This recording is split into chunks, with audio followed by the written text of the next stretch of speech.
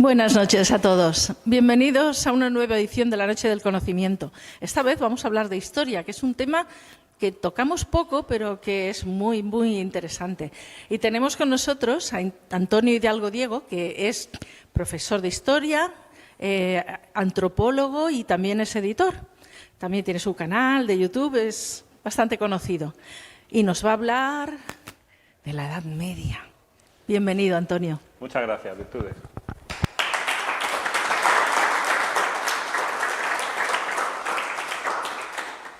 Esto es medieval, parece que hayamos vuelto a la Edad Media, ¿no? Habéis sentido esta frase o esta frase muchas veces, ¿no? Quiero empezar con una frase de la historiadora francesa Régine Pernot que dice: la Edad Media es una materia privilegiada, se puede decir de ella lo que se quiera con la casi certeza de que nadie lo desmentirá. Entonces ahora os voy a pedir vuestra colaboración. Quiero que cerréis los ojos, si queréis, obviamente, y os imaginéis la Edad Media durante unos segundos. Venga, vamos a hacer este esfuerzo. Vamos a cerrar los ojos y vamos a pensar en la Edad Media.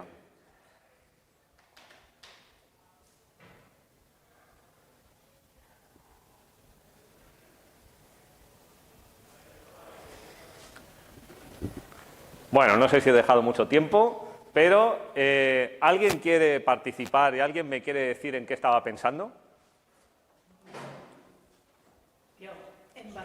Un momento para que se grabe. Un momentito. Sí. A ver, cuenta. Pues yo en basura y humedad. Basura y humedad. Sí. Y Bien, bien. Como en bucle, no salía de ahí. Yo estaba pensando en un piso en el que viví hace años. Ahora que me has dicho eso. Muy bien, basura y humedad. ¿Alguien conoce la peli Life of Brian? La vida de Brian. Esto me viene. Bien, bien, sí. Los Monty Python hicieron muchos gags sobre la Edad Media, ¿no? Sí, sí. Ah, los caballeros de la mesa cuadrada, entonces. Eso, no me salía el título. Sí. Vale. Muy bien. Precisamente yo pensaba en eso, en las justas medievales. Las justas. Bueno, ¿Alguna idea más? algo más positivo, ¿no? Que había sangre, muertos. Pues Oscuridad. Pues en el Cantar del Miocid o la chanson de Roldán, por ejemplo. Bien. Por decir algo positivo, digo. Sí. Perfecto. Bueno, pues vamos a empezar con la conferencia. La historia no es una ciencia exacta. Yo sé que a muchos de vosotros os encantan las ciencias, ¿no? Pero la historia es otra cosa. Porque la historia en realidad es un relato del pasado. Y todo relato siempre tiene una carga subjetiva muy fuerte, muy fuerte. Eso sí, el deber del historiador es intentar acercarse a algo que sí que es objetivo, que es la verdad. Pero claro, la interpretación, están los hechos históricos, pero luego está la interpretación de los hechos históricos. Y la interpretación de los hechos históricos siempre es interesada por parte del historiador o historiadora que hace esta interpretación. Porque, no sé si lo sabéis, pero es una frase ya muy viejuna, ¿no? La historia, ¿quién la escribe? Los vencedores, ¿no? Y hubo por ahí un sabio italiano, Benedetto Croce, que dijo que la historia siempre es presente, porque el historiador está pensando en su presente cuando habla del pasado. Básicamente para denunciar el presente, lo que no le gusta del presente, o bien ¿para qué? Para justificar lo injustificable del presente y busca argumentos en el pasado. Y entonces os quiero presentar a la musa de la historia. No sé si conocíais que la historia tiene una musa. Se llama Clio, ¿vale? Clio en el arte se representa con un libro. ¿Qué va a tener un historiador, no? Pues un libro. También una trompeta. ¿Por qué tiene una trompeta la musa de la historia? Porque no deja de ser una propagandista.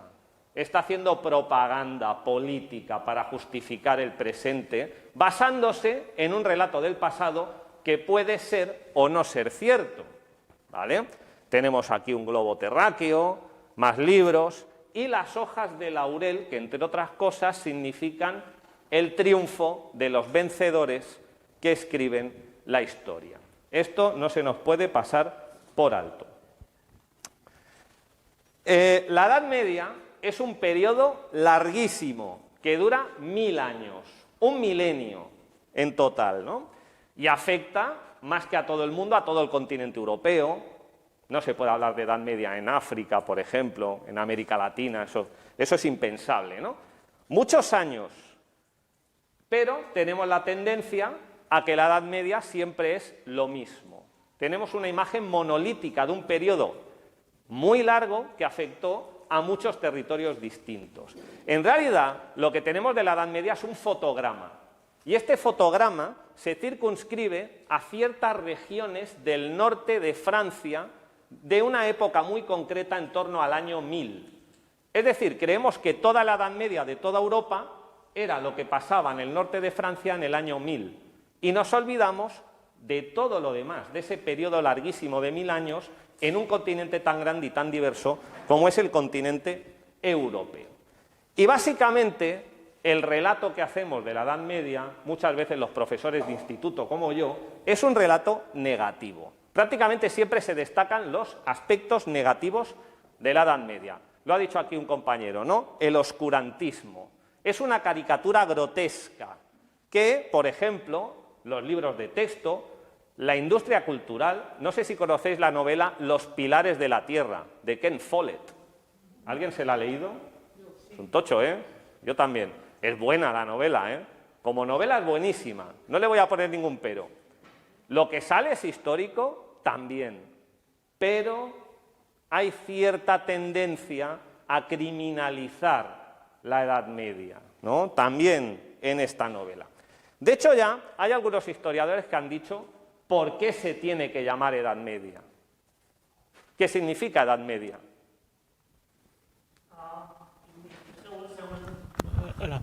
Según lo que vimos en clase de historia, en referencia a la edad europea, pues los historiadores lo dividían en 5 edades. Bueno, empezaban por la prehistoria, que es lo que se hacía antes de que hubiera registros escritos para hablar de ellos. Tenemos la Edad Antigua, que abarca lo desde entonces hasta la caída del Imperio Romano, ¿Sí? de Occidente. Luego más tarde viene la Edad Moderna. Correcto. Excelente. Te pongo un excelente como profe. Muy bien. Perfecto. Pero claro, algunos historiadores han dicho, la Edad Media es como si fuera un agujero entre dos edades de verdad. Y lo que está en medio es lo que sobra. De hecho, ya pasa con la historia del Antiguo Egipto. Está el Imperio Antiguo, está el Imperio Medio, está el Imperio Nuevo, que es lo que mola, y luego están los periodos intermedios que no molan tanto, porque ya no hay un faraón todopoderoso. Claro, como no hay un faraón todopoderoso, ya no mola tanto el periodo intermedio. Lo mismo ocurre con la Edad Media. La edad de verdad era la edad antigua, con sus griegos, con sus romanos, con sus sumerios. Eso sí que molaba. Y también mola la edad moderna y la edad contemporánea, que no sé si sabéis que los anglosajones en Estados Unidos, en Reino Unido, no distinguen entre edad moderna y edad contemporánea. Para ellos, nuestra época empieza en el siglo XV aproximadamente, ¿vale? Y la Edad Media es un agujero que sobra, que molesta, que no debería estar ahí. Entonces, claro, yo ahora os voy a hacer una pregunta, aunque ya creo que el compañero ya nos la ha contestado. ¿En qué año empieza la Edad Media? Aquí está la pista.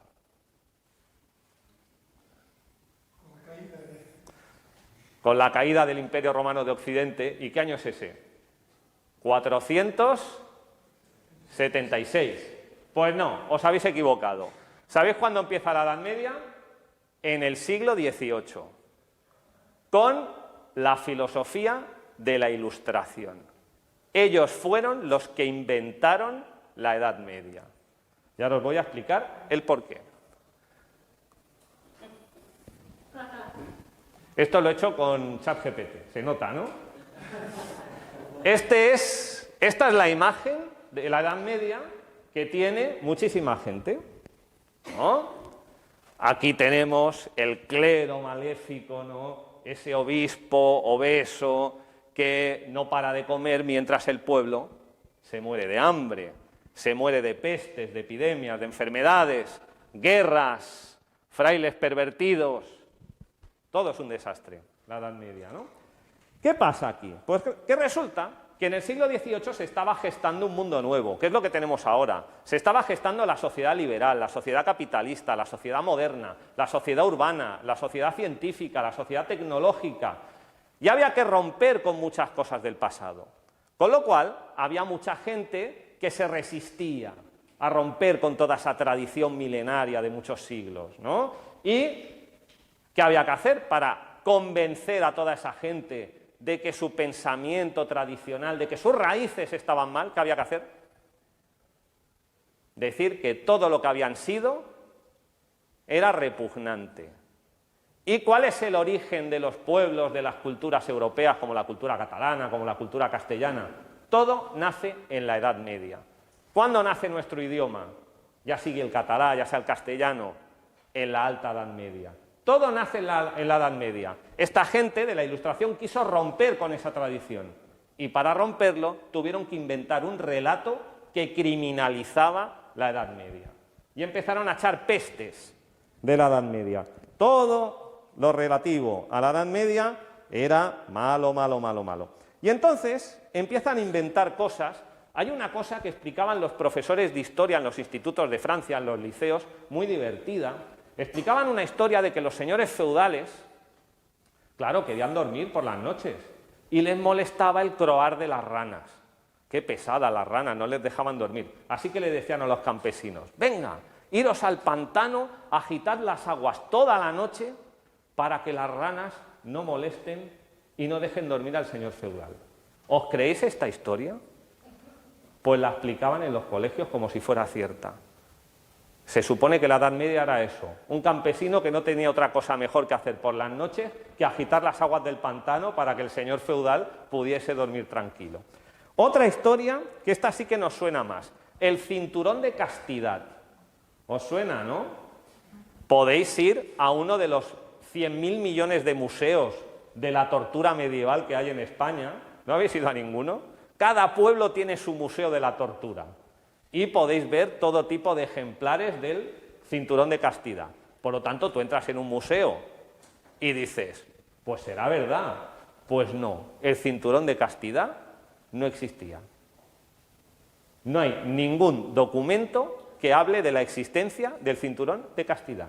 Ninguno. Es un invento del siglo XVIII. O, por ejemplo, el famoso derecho de pernada. Aquí en Cataluña, el dret de cuixa. ¿Vale? ¿Sí? ¿Sabéis qué es el derecho de pernada?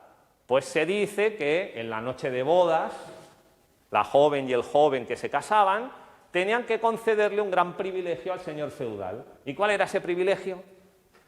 Que podía tener relaciones sexuales con la doncella, con la virgen y desvirgarla. Y esto me lo han contado a mí y yo me lo creí. Hasta que fui a la universidad y me dijeron que lo que existía era el ius prime nocte, que solo existió en unas pocas regiones de Europa durante una época muy concreta. ¿Y sabéis en qué consistía el ius prime nocte?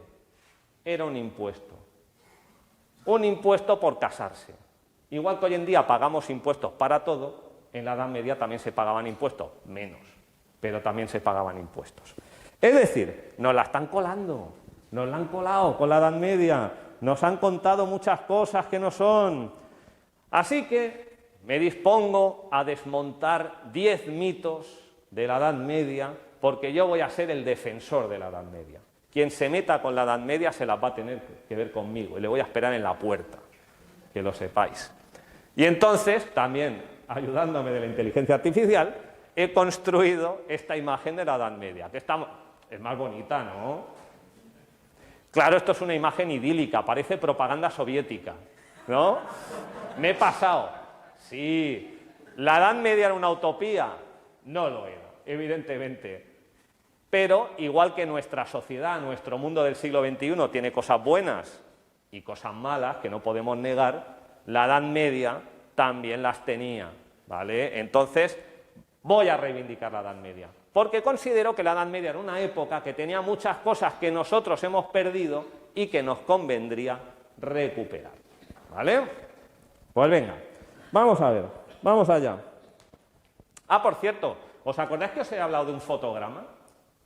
Que la Edad Media la reducimos al año 1000 de ciertas regiones del norte de Francia, porque hubo unos historiadores franceses de la escuela de los Annales, que fueron los que inventaron el mito del feudalismo, un tal Marc Bloch, un tal Pierre Bonassy y toda esta gente que me enseñaron en la universidad en su momento. Pues mi fotograma positivo de la Edad Media es la Edad Media del norte de la península ibérica entre los siglos 6 y 10. Es la parte de la historia que más me gusta y es la parte de la historia que yo reivindico. Yo reivindico lo que pasaba en lo que actualmente es el País Vasco, lo que actualmente es Navarra, lo que actualmente es el norte de Aragón, el norte de Cataluña, La Rioja, el norte de Castilla, de la Meseta del Duero, Asturias, Cantabria, Galicia, en la Alta Edad Media. Ese es el fotograma que yo voy a mostrar en positivo de la Edad Media. Pues venga, primer mito, vamos a desmontar el primer mito. ¿Vale? La Edad Media es la época de la servidumbre. Los campesinos estaban sometidos al señor feudal, vinculados a la tierra, no podían escapar de la tierra, tenían que trabajar de sol a sol para enriquecer a ese maldito señor feudal. Pero en realidad hay una cosa que no se cuenta de la Edad Media y que para mí es el mayor éxito de la historia de la humanidad. ¿Sabéis qué ocurrió en la Edad Media que nunca se cuenta y que para mí es el mayor éxito de la historia? ¿Qué es lo que desaparece? La esclavitud. Y qué poco se habla de esto. La esclavitud es lo peor. Los romanos, de los que también se habla, se dedicaban a comprar y a vender seres humanos. Tenían mercados de seres humanos, de hombres, de mujeres. Podían hacer con ellos lo que quisieran. Matarlos, podían violarlos, golpearlos. ¿Vale? En la Edad Media desaparece la esclavitud. Y ahora me dirán, bueno, hubo zonas y épocas en la Edad Media en las que había unos cuantos esclavos. Cierto, cierto. Pero en la Edad Media desaparece la esclavitud. Y esto nunca se cuenta. ¿Por qué no lo dicen? Yo reivindico eso. La gente se sentía orgullosa de trabajar con sus manos. Por eso en las iglesias románicas hay tantísimas manos representadas. Porque como tengo manos, yo trabajo y no tengo por qué tener esclavos que trabajen por mí. Eso es muy importante. La gente se sentía orgullosa de dos cosas, que tienen mucho que ver con la mayoría de nuestros apellidos. Que son, me siento orgulloso de ser de un pueblo, de una localidad, de un municipio, de un territorio, y me siento muy orgulloso de tener un oficio. ¿Vale? Porque soy un trabajador, no un esclavo ni un esclavista. ¿Vale? Y un dato curioso, 1 de cada 3 días de promedio, porque esto depende mucho de la época y del lugar, 1 de cada 3 días era festivo. Es decir, se trabajaba muchísimo menos de lo que trabajáis vosotros. ¿Vale? Yo como soy profe no me puedo incluir. ¿Vale? ¿Qué importancia tiene en el arte románico los trabajos y los meses? No sé si habéis visto estas representaciones de la gente trabajando. Vamos a desmentir otro mito de la Edad Media, que es las epidemias, la peste, la bajísima esperanza de vida. ¿Vale? Un dato curioso. ¿Sabéis que había peste bubónica en época romana? Pero esto no sale en los libros, esto no sale en las películas. Pues había epidemias de peste en época romana. ¿Sabéis que moría muchísima gente de peste en el siglo XVII y hasta en el siglo XVIII? Pero esto no sale en las películas. Y no sé si sabéis que desde el siglo VIII hasta la gran peste negra del siglo XIV, del siglo VIII al XIV van muchos siglos, no hubo ni una sola epidemia de peste en Europa. Ni una sola. Es decir, durante casi toda la Edad Media no se conocieron las epidemias de peste. Y me dijeron, pero si era una época llena de basura y de suciedad, pero si la gente vivía en el campo, las ciudades eran pocas y pequeñas, y la gente en el campo tenía una vida bastante sana ¿vale? Y la esperanza de vida no era tan baja, tal y como muestra las evidencias arqueológicas. Yo he excavado y hemos encontrado cadáveres de ancianos, y era muy habitual encontrar cadáveres de ancianos. Así que tenemos que empezar a desmentir el mito de que la gente moría joven. Además, ¿cómo una sociedad de gente que se muere con 30 años o con 40 años va a conseguir construir algo tan maravilloso como la iglesia de San Climent de Taúl, que es preciosa por fuera y por dentro? Es imposible. ¿Cómo un pueblo que se muere de peste va a conseguir resistir a 3 imperios como hicieron los vascos? Que los vascos, sin rey, sin fábricas, consiguieron resistir al imperio visigodo, al imperio franco y al imperio musulmán, y no fueron derrotados. Pues supongo que era una sociedad joven y sana y vital, cosa que nuestra sociedad, por desgracia, adolece de vitalidad, ¿no? Eso lo estamos viendo bastante a menudo. Vamos con un tercer mito desmentido. Siempre se habla del diezmo. Ahora me viene a la cabeza la canción que no voy a cantar, La fiesta pagana de Mago de Oz. ¿Os suena? ¿Sí? Vale. Parece como si en la Edad Media los campesinos no hicieran otra cosa más que pagar impuestos. Y sí que es cierto, existía el diezmo. ¿Sabéis cuánto era? El 10%, que se pagaba ¿cómo? Con trabajo y en especie. Sí, sí. Hoy en día pagamos, depende, pero entre 1/3, la mitad o incluso 2/3 de nuestros ingresos en concepto de impuestos. Es decir, pagamos muchísimos más impuestos de los que se pagaban en la Edad Media. Entonces, en la Edad Media nace una cosa que por desgracia ya casi se ha perdido, pero que todavía se conserva en zonas rurales de Navarra y del País Vasco y de otras zonas del norte de la península ibérica, que es el trabajo comunitario.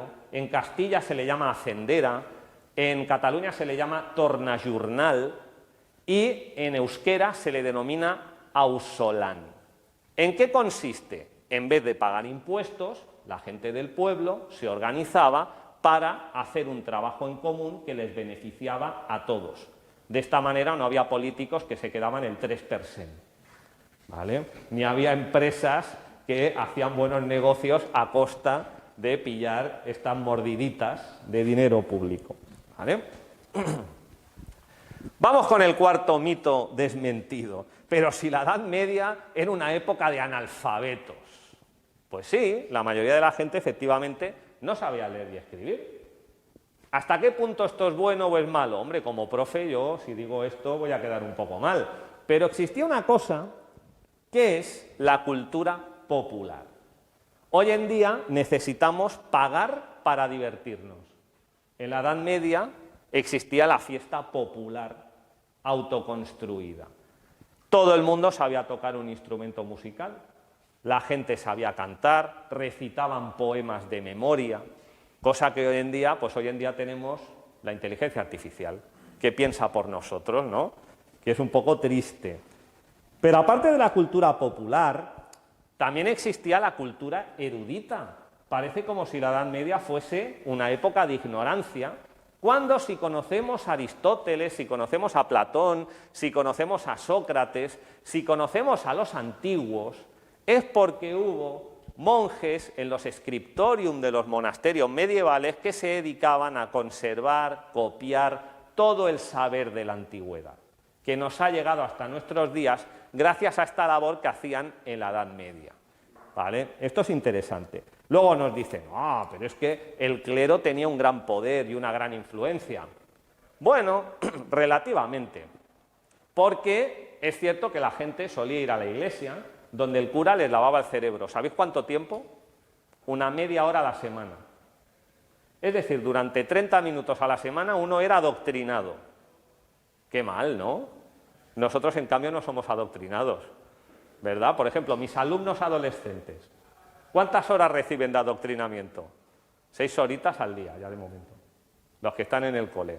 Pero luego llegan a casa y ¿qué hacen? Internet, más adoctrinamiento. La tele, el cine, la publicidad. Venga adoctrinamiento. Curioso, ¿no? Si lo comparamos con la Edad Media, tampoco estaban tan mal.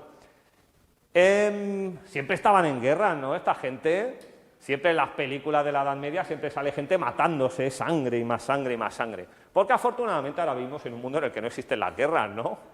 Y venimos de un siglo en el que yo he nacido, el maravilloso siglo XX, en el que hubo no una, dos guerras mundiales, y una guerra civil, y campos de concentración, y gulags, y holocaustos, y holodomor, y todas estas cosas.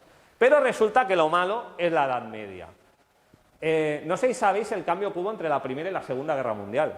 ¿Sabéis cuál fue la principal diferencia entre la Primera Guerra Mundial y la Segunda Guerra Mundial? Que el objetivo en la Primera Guerra Mundial... Exacto, sobre todo ¿a qué tipo de gente? A la población civil, exacto. Hasta la Primera Guerra Mundial se respeta a la población civil. A partir de la Guerra Civil y la Segunda Guerra Mundial, el objetivo es la población civil, ¿no? Que es lo que estamos viendo ahora en todas las guerras que tenemos. Exacto. El primero, el de Guernica. Curiosamente, Guernica. Curiosamente. Luego os hablo de Guernica. Había ciertos códigos en la guerra medieval, pactaban la hora en la que iban a combatir, había ciertos códigos de honor, de respeto, que hoy en día son completamente impensables. Pero lo que es más desconocido es que más de la mitad de los soldados que luchaban, por ejemplo, en la Reconquista, en la guerra contra los musulmanes del sur, no eran soldados profesionales, es decir, no eran de la nobleza, sino que eran milicias concejiles, es decir, el pueblo en armas. Era la gente que decidía democráticamente por asamblea si iban o no a hacer la guerra, y cada familia enviaba a un hombre o mujer, normalmente era un hombre, a luchar en la guerra. ¿Vale? Eso eran las milicias concejiles. Pasamos. Otro mito que vamos a desmentir. El sexto. ¿Cuánto poder tenían los reyes y los señores feudales, ¿no? En la Edad Media siempre hay una imagen prototípica que sale el señor feudal o el rey sentado en una mesa comiendo, casi siempre come un muslo de pollo, no sé si os habéis fijado, y la gente va ahí a rendirle pleitesía, agachándose, cuando en realidad lo que pasaba en la Edad Media era muy diferente. Cuando llegaba el rey a un municipio de Cataluña, el rey lo primero que tenía que hacer era jurar obediencia a las leyes. ¿A las leyes de quién? Del pueblo. Fijaos el poder que tenía el rey, que para ir a un pueblo tenía que pedir permiso y jurar que iba a ser obediente con las leyes de ese pueblo, de ese municipio, ¿no? Es bastante curioso, porque en realidad la única etapa que bajo mi punto de vista ha sido verdaderamente democrática en la historia de la península ibérica fue en el norte de la península durante la Alta Edad Media, que es cuando nace un concepto político basado en la democracia directa, que es el concejo abierto. Aquí en Cataluña anomenat Consell Obert, en euskera Batzarre. ¿Os acordáis que os he hablado de Guernica? Qué curioso que Hitler, Mussolini y Franco decidieran bombardear por primera vez en la historia una población. ¿Y qué población escogieron? Guernica, en Vizcaya. Porque en Guernica era donde se reunían los representantes de todas las asambleas de vecinos y vecinas de todos los pueblos del País Vasco, desde la Alta Edad Media. Es decir, era un sistema democrático lo que existía en la Edad Media, que luego se fue pervirtiendo, como luego os explicaré. También existía una cosa muy curiosa, y es que, no sé si lo sabéis, pero todavía en el norte de Navarra, el 90% de las tierras, ¿sabéis de quién son? El 90%, ¿eh? En Navarra, no en el norte, en toda Navarra. ¿Sabéis de quién son? De los pueblos. Son comunal. Son tierras comunales. Y las gestionan los vecinos en el Batzarre, en el concejo abierto. Todavía hoy, el 90% de las tierras. Pero claro, llegó el siglo XIX, llegó la modernidad, el progreso, bla, bla, bla, bla, bla, bla. Y en 1855 hubo un político muy simpático llamado Pascual Madoz, que casualmente era de Navarra, que hizo una ley de la que no se habla, siempre se habla de la desamortización de Mendizábal, ¿verdad que os suena? Pero la ley que hizo Pascual Madoz fue la desamortización civil, ¿Y en qué consistió? En que el Estado le roba el comunal a los pueblos, lo pone a la venta, el Estado se forra, ¿y quién compra esas tierras que antes eran comunales desde la Alta Edad Media? No, la Iglesia no. ¿Quién tenía pasta? Una minoría, una nueva burguesía agraria. Es decir, lo que antes era de todos pasa a ser de unos pocos. Pero lo malo era la Edad Media, claro. La Edad Media era muy mala. Pues vamos a seguir. Vamos a desmentir otro mito, y es, a ver que no me equivoque, es el 7, sí, la Inquisición. ¿Os suena, no? Qué malotes los de la Inquisición. Pues sí, eran malotes y repugnantes, pero ¿sabéis que no eran de la Edad Media? ¿Cuándo nace la Inquisición? Siglo XV. Es un invento de los nuevos tiempos. La Inquisición es de la Edad Moderna, no de la Edad Media, ¿vale? Sí, sí, supone ya el cambio de época, es que ya todo ha cambiado. Después de la peste negra, la Edad Media podemos decir que muere y nace el nuevo mundo moderno, ¿no? Curioso porque lo que existía era el derecho consuetudinario, ¿vale? ¿Qué quiere decir derecho consuetudinario? Pues que eran los vecinos y vecinas de los pueblos reunidos en la asamblea los que decidían las normas que tenían que cumplir entre todos. Incluso hacían justicia. ¿Verdad que habéis visto en todos los pueblos este elemento arquitectónico? Que a veces es una cruz, normalmente no. ¿Cómo se llama esto? Picota, también llamada rollo de justicia. Es aquí donde el pueblo, en ocasiones especiales, castigaba a los vecinos y vecinas que habían incumplido las normas, ¿vale? Porque existía una justicia.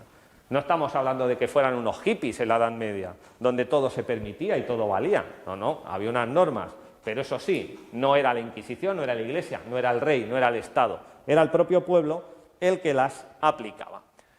Octavo mito que voy a desmentir. Siempre pensamos que la Edad Media es una época de atraso, ¿no? De superstición, todo es superstición. Por ejemplo, no sé si os suena el milenarismo. Tú te estás acordando del programa de televisión. Qué bueno. Hablemos del milenarismo, ¿no? Sí, buenísimo. Fernando Arrabal se llamaba, el que pilló una borrachera en televisión, fue muy divertido. Lo recomiendo que veáis el vídeo en YouTube. Bueno, el milenarismo, quiliasmo, quiere decir que cuando se iba a cumplir el año 1000, ¿qué le pasaba a la gente, según dice el mito este? Que estaban todos asustados. ¿Por qué? Porque se iba a acabar el mundo en base a un texto que aparece en el Apocalipsis de San Juan. Pues si revisamos la documentación histórica, ¿alguien se preocupó alguna vez de que se iba a acabar el mundo en el año 1000? Nadie. Es un mito inventado en el siglo XVIII. Otra vez tenemos un mito inventado en el siglo XVIII. Tan supersticiosos no eran. De hecho, hay algunos autores, algunos historiadores que hablan de revolución tecnológica en la Edad Media. Vamos a dignificar la Edad Media porque es la época en la que se inventan las gafas. Una época tan ignorante que inventa las gafas. Qué curioso, ¿no? Se inventa el timón, se inventan las máquinas, como por ejemplo el reloj, los molinos de agua y de viento. Estaba todo lleno de molinos de agua que facilitaban el trabajo humano. La brújula, el astrolabio, el papel, la herradura de los caballos, la pólvora, las armas de fuego. Todo eso son inventos de la Edad Media. Había una tecnología popular, no una tecnología basada en la dominación, en el control, en la vigilancia, en la opresión, sino que era una tecnología de gente anónima del pueblo para facilitar la vida y el trabajo a la gente del pueblo. Pues venga, vamos con el noveno mito, que ya me estoy haciendo un poquito pesado, pero esa gente debería ser muy machista, ¿no? En la Edad Media deberían ser muy machistas, ¿no? Siempre sale, no sé, en las películas, cómo tratan a las mujeres en la Edad Media. Fatal, ¿no? Pues qué curioso, porque el patriarcado, ¿qué es el patriarcado? El patriarcado es cuando el Estado decide hacer leyes que discriminan a la mujer. Eso es el patriarcado. ¿Quién introdujo el patriarcado aquí en tierras catalanas, por ejemplo? ¿Cuándo nace el patriarcado? Roma. Exacto, premio. Roma fue quien introdujo el patriarcado. ¿Y quién se carga las leyes del derecho romano patriarcal y esclavista? la Edad Media. Es en la Edad Media cuando desaparece la aplicación del derecho romano, que se sigue aplicando en muchas zonas y en muchos ámbitos, sobre todo de la élite, no quiero generalizar, pero el pueblo abandona el derecho romano patriarcal y aparecen constantemente en la documentación de la época una expresión en latín que dice quam viris et mulieribus, que significa tanto hombres como mujeres, porque en esas asambleas que os he hablado iba uno de cada casa, pero la persona que iba a la asamblea podía ser un hombre o podía ser una mujer, porque había igualdad. ¿Qué sociedad, sino la nuestra y en la Edad Media, no ha encumbrado más a la mujer que la Edad Media con las constantes representaciones a la feminidad que aparecen en el arte medieval? ¿Os imagináis en otro país o en otra época que se adore tanto a una mujer por el hecho de ser mujer? Difícil pensarlo, ¿vale? Pero en cambio seguimos metiéndonos con la Edad Media. Y va, el último mito que quiero derribar, una imagen curiosa. Yo os recomiendo que vayáis a Cantabria y que visitéis una iglesia que se llama Iglesia de Cervatos. No solamente están estas dos esculturas, hay cientos de esculturas en la iglesia de Cervatos y en otras muchas iglesias románicas del norte de la península ibérica, y no solo del norte, también del sur, pero menos, en la que aparecen cosas como hombres y mujeres teniendo relaciones sexuales, hombres y mujeres masturbándose, hombres y mujeres enseñando el cuerpo, en una iglesia. Porque no sé si sabéis lo que significa iglesia. Viene del griego eclesia. ¿Y qué significa eclesia? Asamblea. Una iglesia no era más que la asamblea del pueblo. No era un tema única y exclusivamente religioso. Y como era del pueblo, los del pueblo preferían muchas veces representar el trabajo, salen trabajadores, salen músicos haciendo fiesta, salen animales y salen seres humanos, hombres y mujeres, que no tienen ningún tipo de pudor en mostrar su cuerpo. ¿Vale? Muy bien. Y para que veáis que no me he inventado todas estas cosas que os estoy diciendo, os podría recomendar muchos libros, pero os voy a recomendar 5. Luego, si queréis, os doy más información a nivel particular. Os recomiendo, no porque sea un muy buen libro, pero sí porque es muy valiente y muy atrevido, Jack Hirsch, La invención de la Edad Media. Ya el título lo dice claro, ¿no? La invención de la Edad Media. Otro, mucho mejor, de Regine Pernot, que antes la he citado, Para acabar con la Edad Media. Quiere acabar con el concepto que hemos creado de Edad Media y con la terminología. Recomiendo también el libro de arte románico de Félix Rodrigo Mora, titulado Tiempo, Historia y Sublimidad en el Románico Rural, que habla sobre todo de que eso de la represión sexual y de la moral religiosa poco tiene que ver con la sociedad rural de la Alta Edad Media. Tenemos un libro magnífico que, por desgracia, no se ha traducido todavía al castellano, pero estamos en ello, en mi editorial, en Editorial Bagauda, que es un libro de James Powers titulado Una sociedad organizada para la guerra, que es el mejor libro que trata el tema de las milicias concejiles de las que os he hablado antes, de cómo el pueblo se defendía, sin necesidad de delegar la defensa en otras personas. Y, por último, el libro de Pierre Doquet, que se llama La liberación medieval, que lo dice todo. La Edad Media fue una liberación del yugo romano. Y ahora, Martí, por favor, em pots ajudar? Pots repartir-li un full a cada convidat? Bueno, yo trabajo en institutos, ¿no? Ese es mi hábitat. Y prácticamente en cada instituto de Cataluña o de España, supongo que incluso de Europa, aparece esta imagen, que seguro que os suena, ¿no? No hay libro de texto de historia que no la contenga, la famosa pirámide medieval.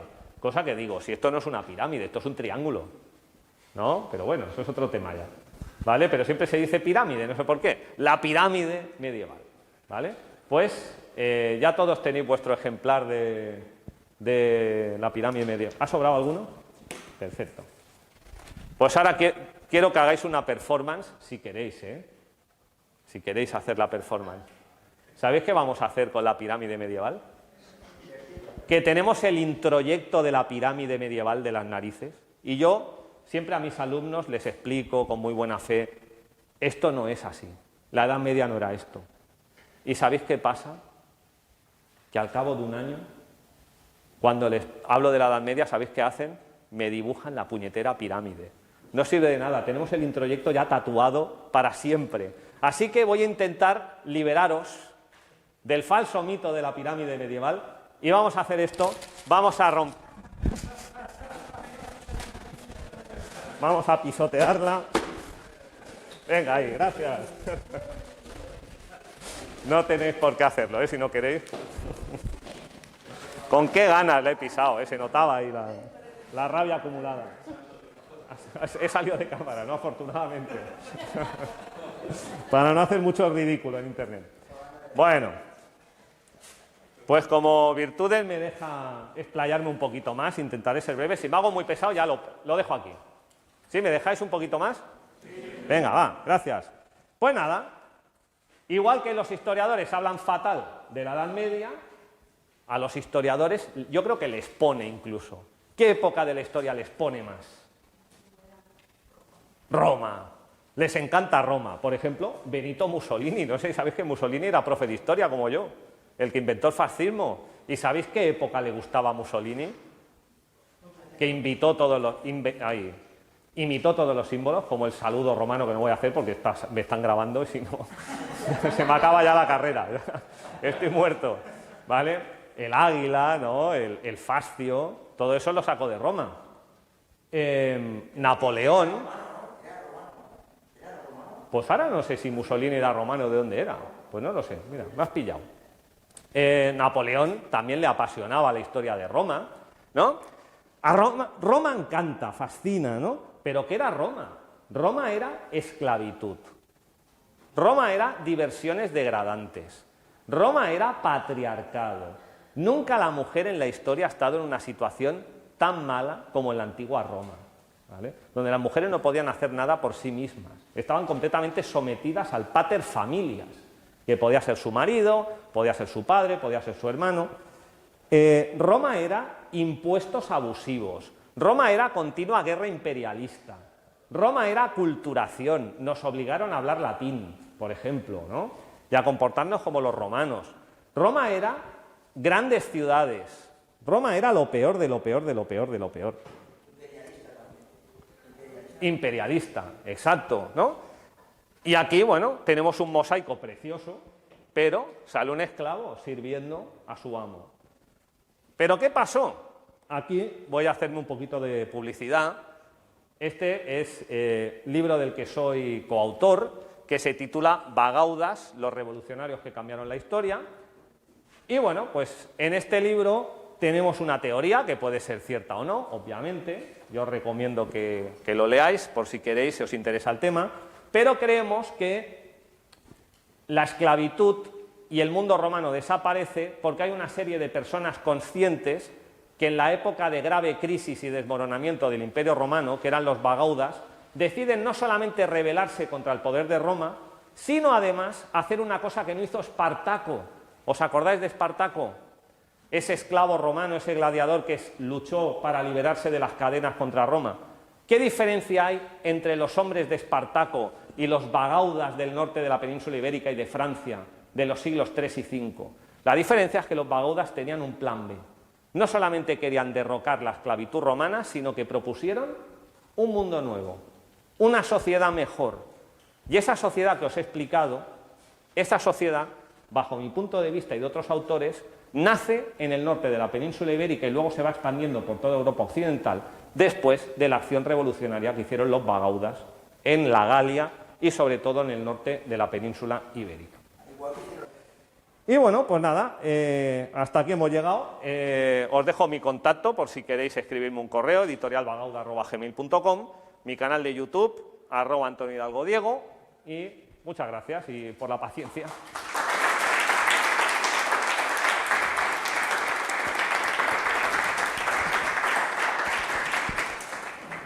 Pues muchísimas gracias, ha sido súper interesante. Vamos a ponernos aquí en medio. Vale, ahora abrimos el turno de preguntas y os pasamos el micro a los que queráis preguntar para que se pueda grabar. Vale, un momentito. Hola, buenas tardes, felicidades. Hola. Gracias. En relación a lo que has dicho de la abolición de la esclavitud, mi pregunta es, ¿llegó a haber una ley o un edicto o algo donde se escribiese que se abolía la esclavitud o fue solo que empezaron a liberar esclavos? Lo que sí hay es muchas leyes que intentan impedir la fuga de esclavos. Eso sí que hay, pero no hay ninguna ley que diga que la esclavitud se ha abolido, fundamentalmente porque no había un poder centralizado que pudiera hacer esa ley. Sí, ¿quiénes sí que hacían normas aboliendo la esclavitud? Los propios municipios en el derecho consuetudinario. ¿Cómo lo sabemos eso? Pues, por ejemplo, te pongo el ejemplo de la Carta de Poblament de Cardona, de aquí de Cataluña. No sé si os suena la Carta de Poblament de Cardona. Básicamente es un documento que hace la gente de Cardona para animar a otras personas a que vengan a Cardona a vivir. Y les dicen, todo el que venga a Cardona no puede ser ni esclavo ni dueño de esclavos. Con lo cual el pueblo está haciendo una ley en la que prohíbe la esclavitud. Pero es una ley que viene de abajo arriba, no de arriba hacia abajo.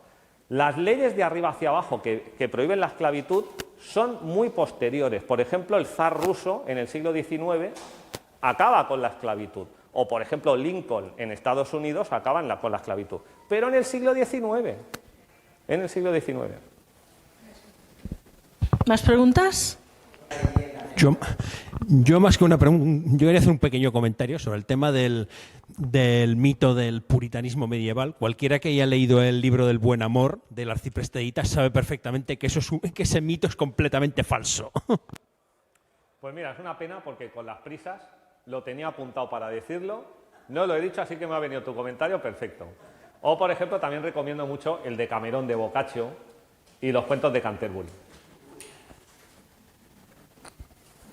Un momentito, por aquí, por aquí.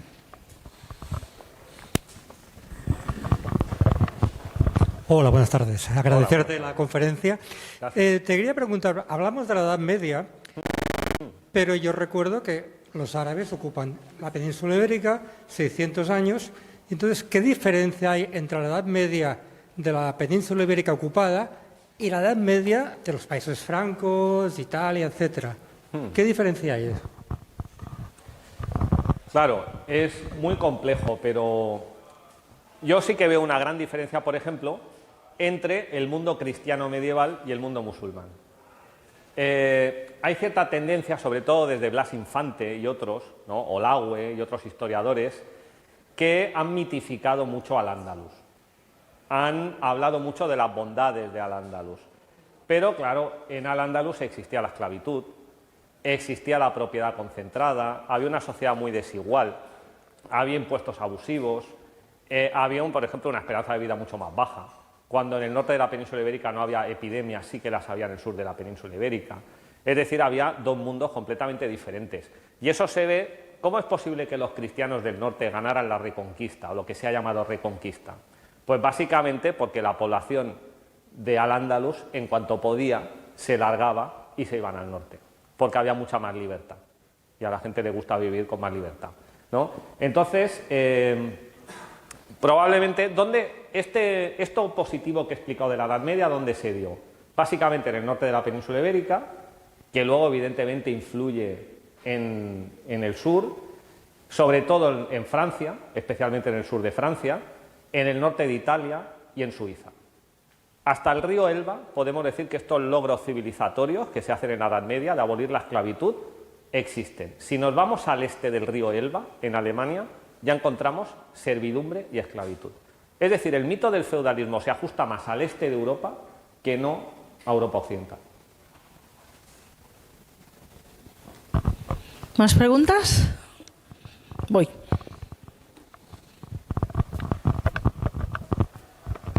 Hola, Antonio. Gracias por la charla que ha sido esclarecedora de historia y muy buena, la verdad. Te quería preguntar solo un aspecto. ¿Qué podríamos aprender de la Edad Media en nuestros tiempos? Porque ¿qué se podría aprender? Pues es difícil. Pues yo creo que a no delegar. porque Roma era una sociedad que se parecía mucho a la nuestra, muchísimo. Es cierto que nosotros tenemos una tecnología mucho mejor que la romana, ¿no? Pero en realidad Roma se parecía bastante a nuestra sociedad. Y entonces, como nosotros ahora, los ciudadanos de Roma habían aprendido a delegarlo todo en las instituciones romanas. Es decir, Roma se lo hacía todo. Tanto es así que hasta en las ciudades romanas la comida era gratuita para la gente, para la plebe. Les repartían pan, ¿no? Había espectáculos gratuitos, había un sistema en el que el Estado lo dirigía todo, a través de las normas, a través de las leyes. La gente se acostumbró. Y entonces, claro, cuando el Estado romano va bien, todo funciona, todo es maravilloso, que es como vivimos nosotros ahora. El Estado funciona, el sistema funciona, estamos perfectos. ¿Qué pasará cuando ya no haya hospitales, ya las carreteras no estén en buen estado? ¿Qué pasará cuando todo esto que nos ofrece el sistema empiece a entrar en crisis, como ocurrió en la antigua Roma? Pues que colapsaremos. Y mucha gente en la antigua Roma colapsó. Pero, ¿qué hicieron los vagaudas? Buscaron un plan B. Y dijeron, vamos a hacer las cosas con nuestras propias manos. No queremos esclavos, no queremos ser esclavos de nadie, nos vamos a poner a trabajar, vamos a decidir nosotros, vamos a hacerlo todo nosotros. Y eso es lo que... Autosuficiencia, exacto. Y ecológicamente, ahora que tenemos un problema ecológico gravísimo, claro, la Edad Media, desde el punto de vista medioambiental, era mucho más sostenible que no nuestra sociedad. Bueno, yo hay algo que tengo que me presenta una duda sobre todo lo que has dicho, aunque supongo que no tiene que ver con la Edad Media. El tema del matriarcado, ¿eso es prehistoria o realmente ha existido después de la prehistoria o no ha existido? Depende de lo que entendamos como matriarcado. Claro, porque patriarcado es que pues el pater familias en la antigua Roma tenía poder sobre las mujeres de su familia. Pero claro, ha habido un estado donde las mujeres hayan ejercido un poder sobre los hombres de su familia, que sería un poco lo mismo, pero al revés, ¿no? Bueno, en el caso de... A mí alguna vez me han contado, sí, pero no oficialmente, que en la edad muy antigua habría una especie de matriarcado porque se desconocía el hecho de que el acto sexual diera pie al nacimiento, ¿no? Y que entonces la mujer, como dadora de vida, tenía un rol especial y que por tanto y lo que se veneraba era la diosa, ¿no? La mujer, estas gordas que están en la prehistoria. Entonces yo me pregunto, decías que la diferencia entre género no era tan abismal como ahora, ¿no? Entonces yo me pregunto si realmente, hasta qué punto, ¿no? Si realmente había herederos del Imperio Romano, siempre el hombre era el que decidía, y solo, o sea, durante el siglo XX, digamos, nuestro siglo XX, ¿no? Aunque se supone que las mujeres fuimos adquiriendo derechos, siempre la última decisión o la protección o eso era del hombre. Entonces, ¿alguna vez fue diferente? Hay historiadores que hablan de que la sociedad vasca era matriarcal. Sí, también lo he oído. En la Edad Media se dice que la sociedad vasca era matriarcal. Claro, yo no sé hasta qué punto las mujeres tenían más poder que los hombres, pero sí que podemos decir que en ningún caso podemos decir que los hombres tuvieran más poder que las mujeres en la sociedad vasca, con lo cual, claro que ha existido. Y otra cosa interesante es que el patriarcado nos lo impusieron a la fuerza. Los romanos. Claro, es que los hombres, vale, tenemos el grado de culpabilidad en el momento en que lo ejercemos. Pero fue el Código Civil Napoleónico de 1804 el que recupera el patriarcado romano y decide que, quieras o no, el hombre es responsable de su mujer y puede maltratar a su mujer. Es decir, te están imponiendo una ley injusta. Que luego, claro, muchos hombres se pueden aprovechar de esa ley para cometer actos de violencia contra las mujeres. Pero realmente maltratar, ¿que los romanos maltrataban a sus mujeres? No, bueno, eso no sale en las películas. Maltrataban a sus esclavas o esclavos, bien, pero a la mujer... incluso podían matarlas si les desobedecían. Y no solamente a sus mujeres, sino también a sus hijos. Wow, por favor. Sí, sí. Eso sí que es barbarie, ¿no? Que no quiere decir que lo hicieran, porque también existía una moral, ¿no? Había una moral religiosa que les decía que no había que hacer estas cosas, pero la ley lo permitía. Bueno. En fin. Si no hay ninguna pregunta más, pues así, un momentito, por favor. Hola. Hola. Yo quería preguntar. Sí, ya lo tengo. Yo quería preguntar, en una sociedad tan descentralizada, el eje central alrededor de lo que todo giraba era la religión en la Edad Media. Entonces, yo quiero preguntar si tú adjudicas esas bondades de las que hablas de la Edad Media a la cristiandad y al amor al prójimo, o crees que no tiene nada que ver. No, es interesante esto que comentas. Claro, depende de lo que se entienda por religión y lo que se entienda por cristiandad. Claro, porque la Iglesia no deja de ser una institución de poder y probablemente la peor imagen que tenemos de la Edad Media, la Iglesia, por desgracia, es protagonista, ¿no? Claro, ¿hasta qué punto la Iglesia es cristiana? Ahora voy a decir algo muy políticamente incorrecto, pero yo considero que la Iglesia no es una institución cristiana, en tanto que considero que el cristianismo es otra cosa que nada tiene que ver con el poder. Yo distinguiría entre cristianismo y catolicismo, pero ya sé que esto es polémico, y que es una opinión muy personal. Luego, por ejemplo, te recomiendo un libro que no es de la Edad Media, es del siglo XVI, pero que se llama El queso y los gusanos, de Carlo Ginzburg. No sé si os suena. Es muy interesante porque muestra la diversidad de pensamiento religioso que existía entre la gente del pueblo en Europa. Una diversidad brutal, es decir, había ateos, muchos ateos, y no pasaba nada hasta que llegara la Inquisición. Que entonces ahí ya no se puede ser ni ateo ni se puede ser un hereje.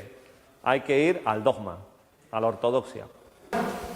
Vale, yo creo que ha estado muy interesante. Podemos quedarnos a preguntar a Antonio, si él es tan amable, y si tenemos dudas pequeñas, y entonces pues ya nos veremos en una próxima ocasión, que seguro que habrá algún tema muy interesante que tratar. Muchas gracias. Gracias.